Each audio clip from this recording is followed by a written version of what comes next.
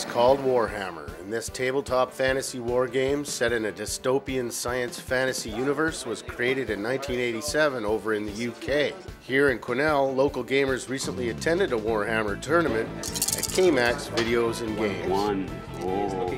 It is 40,000 years in the future, so far beyond that everything that we know is already gone.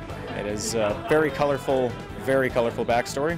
Going from the 80s, it has sparked a series of movies, probably half a dozen video games, and more books than I could possibly count.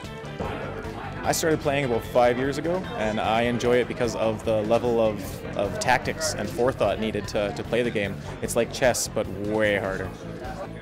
Each model is given a point value, and before the game starts, both players agree on a point value, and they make their army lists from their codex. The codex is a book for each army that dictates their abilities, their stat lines, what they can and can't do.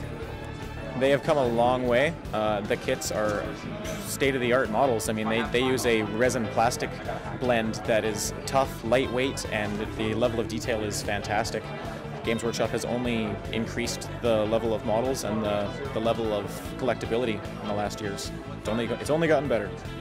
I love it for the fluff. I actually read the books before I ever started playing the army, and some of it is just fantastic. It's a very colorful world with fantastic characters. It has ups and downs, it has drama and adventure and sadness. It has a very memorable stage that they've set. I've been playing about a year, and I've gone through every single army, pretty much. And I finally settled with this one, the Sisters of Battle. Very scary space nuns with flamethrowers. It's the one I've painted the most. I've played them 3 times only, and I've had them for about 4 months.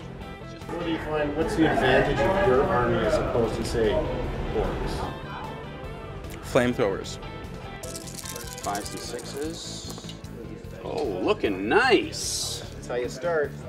That's the fun of the game. It's, you know, an example, you know, you have a model, this is a very basic model.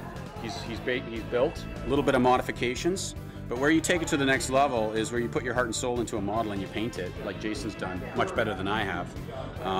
So really that's the flavor of the game. You get some ownership in some of your models and your projects, and it just adds that much more fun to the game because your heart and soul has gone into building a model, painting a model, and it really does change the game. You're not just playing with something you bought in a package. This is something you've had to construct from scratch, do some modifications to it, add some extra bits to it, paint it to your standard, and then you field these on a game board. You can take this hobby and this game to whatever level you want. If you're just into playing, well, then you can just field plastic models without any paint on them. But the hobby is there so that you can take it to the next level if you choose, and then that means, you know, doing a real nice painting job and putting your personality into it. For Shaw TV, I'm John Mackenzie.